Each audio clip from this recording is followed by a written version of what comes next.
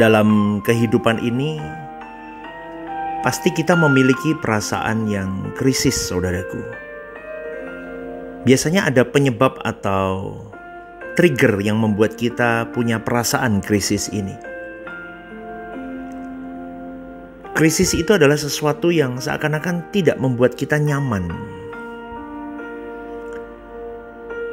Yaitu setiap peristiwa yang sedang terjadi atau diperkirakan mengarah pada situasi yang mungkin tidak aman, berbahaya. Itu dapat mempengaruhi individu atau kelompok dan komunitas.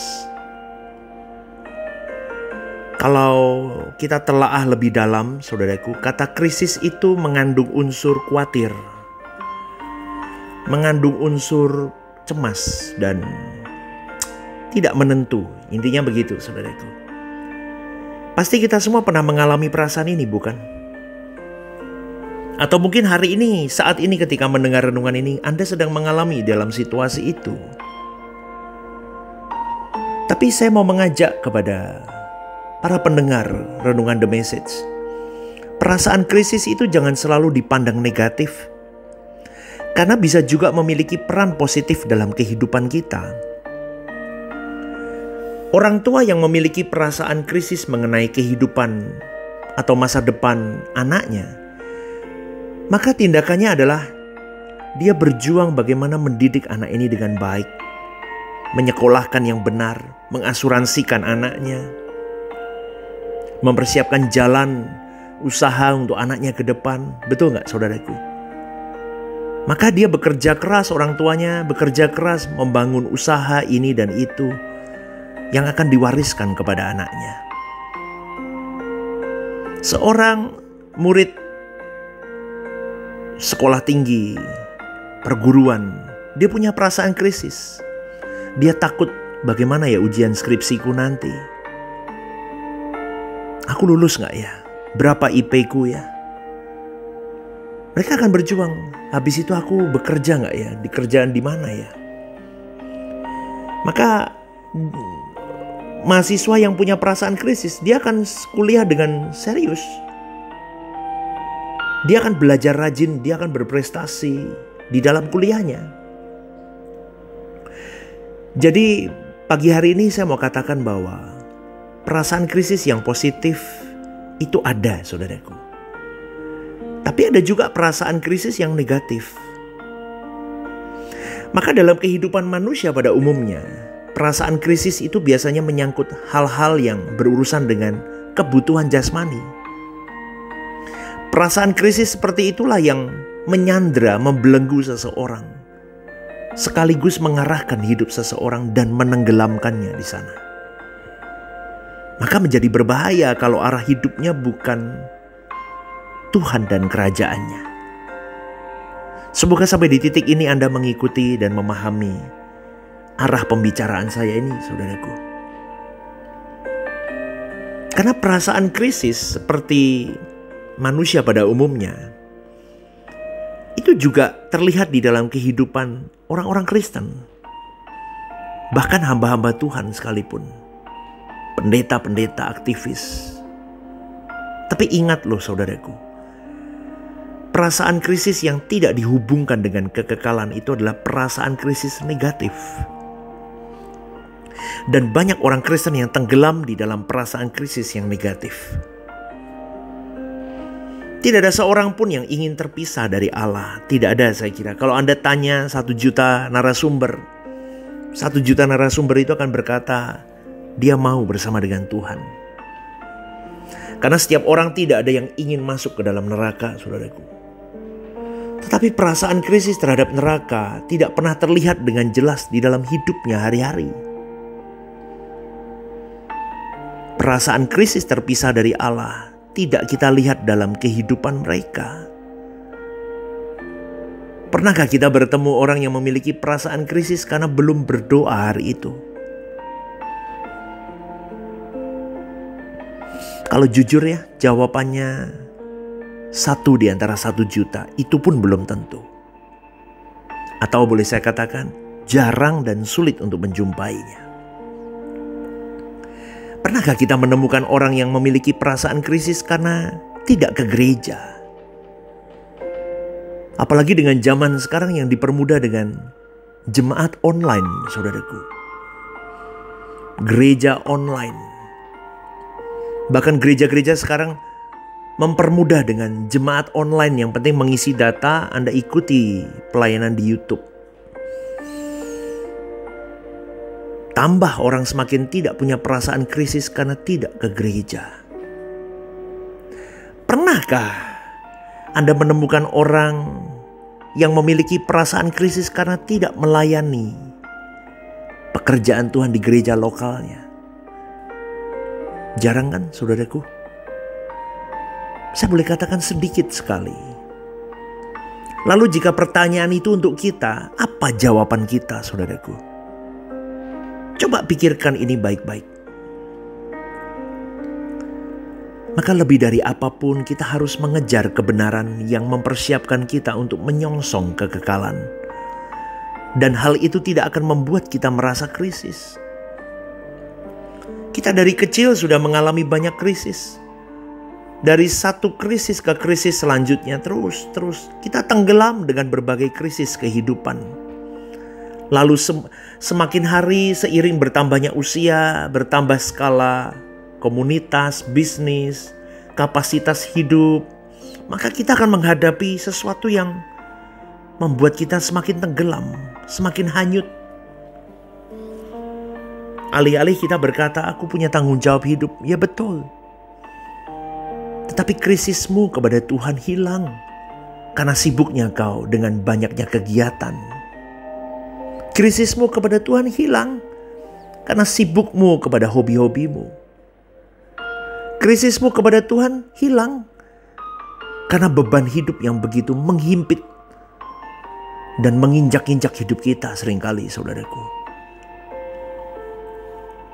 Ingat, kita akan terus menghadapi krisis. Apapun, baik apapun itu kebutuhan hidup ini dan itu masalah. Sampai kita masuk ke dalam liang kubur, saudaraku. Jadi jangan harap kita tidak menghadapi krisis. Tiap hari pasti punya krisis hidup, saudaraku. Ya. Aduh, melihat anak-anak kita bisa berkata dalam hati kita, apa jadinya cucuku atau anakku nanti ya? Kalau kita punya cucu, apa jadinya cucuku nanti ya? Dengan perkembangan dunia, dengan keadaan yang hari ini kita lihat dunia tidak baik-baik saja. Keadaan dunia menegangkan dengan berbagai macam penyakit yang hari-hari ini tumbuh, penyakit-penyakit yang tidak pernah kita dengar. Belum lagi teknologi yang begitu luar biasa. Betul gak, saudaraku? Kadang kita melihat akhlak manusia semakin bobrok, semakin rusak. Bahkan di dalam gedung gereja pun akhlak itu sudah mulai hilang, saudaraku. Bagaimana hormat dengan pemimpin? Tidak ada udah. Bagaimana mengasihi sesama seperti yang dikatakan dalam firman Tuhan. Firman Tuhan jelas bagaimana mengasihi Tuhanmu. Itu hukum pertama. Segenap. Hukum kedua, kasihi sesamamu. Itu pun dah hilang, saudaraku. Udah luntur dalam kehidupan zaman ini. Maka seringkali saya pun berpikir, besok ke depan anak cucuku gimana ya? Dunia semakin jahat. Maka berkali-kali saya selalu berkata, jadilah pengikut Kristus yang benar. Karena kalau engkau hanya beragama, kau bisa lebih kejam dari orang yang tidak beragama di luar sana. Kau bisa membunuh sesamamu dengan kata-katamu, dengan ucapanmu. Kau fitnah dia, kau matikan dia, kau rusak hidupnya. Bisa, saudaraku. Mengerikan. Maka kita harus membuka cakrawala pikiran kita. Mari kita berpikir dalam skala kekal. Skala manusia. Ya kita semua ini manusia. Ada manusia yang berpikir skala manusia, ada manusia yang berpikir skala hewan. Maksudnya begini, orang yang menggunakan cara berpikir skala hewan, maka prinsip hidupnya mari kita makan, minum karena besok mati. Jadi seakan-akan tidak ada kelanjutan hidup. Pokoknya dia menyenangkan dirinya hari ini aja dah. Tapi firman Tuhan berkata dalam 1 Korintus 13, janganlah kamu sesat. Karena pergaulan yang buruk merusakkan kebiasaan yang baik. Ayo lakukan bergaul dengan orang yang bisa membawa kita kepada kebiasaan yang baik.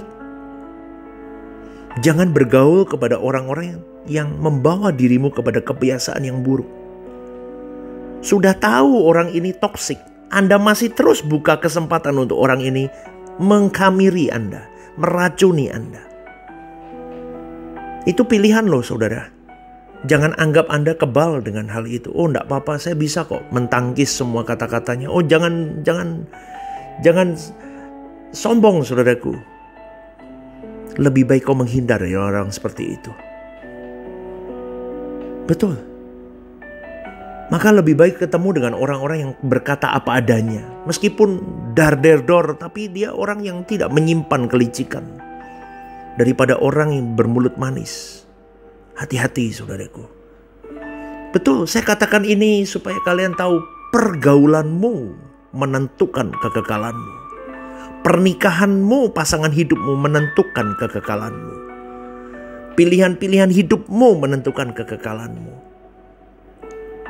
Berkali-kali saya serukan hal ini saudaraku. Betul. Ya. Jadi kita harus benar-benar memiliki pengetahuan, pengenalan akan Allah yang real, konkret. Sehingga kita punya krisis yang benar di dalam hati kita bahwa aku harus benar-benar memiliki dan dimiliki Tuhan sebelum aku menutup mata dan masuk dalam liang kubur. Aku harus berjumpa dengan Allah secara benar. Karena dari kecil aku jadi Kristen pun Kristen liturgis. Kristen agamawi yang seakan-akan aku harus setor muka ke gereja setiap hari Minggu ke Tuhan. Bukan itu. Tetapi bangun dirimu menjadi pengikut Kristus yang memang aku mau Bapa, aku mau melayanimu, aku mau melayani perasaanmu.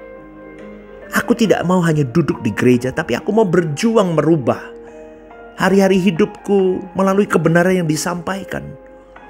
Aku ekstrak dan aku hidupi itu. Jangan puas kau jadi Kristen di KTP-mu, di kartu keluargamu.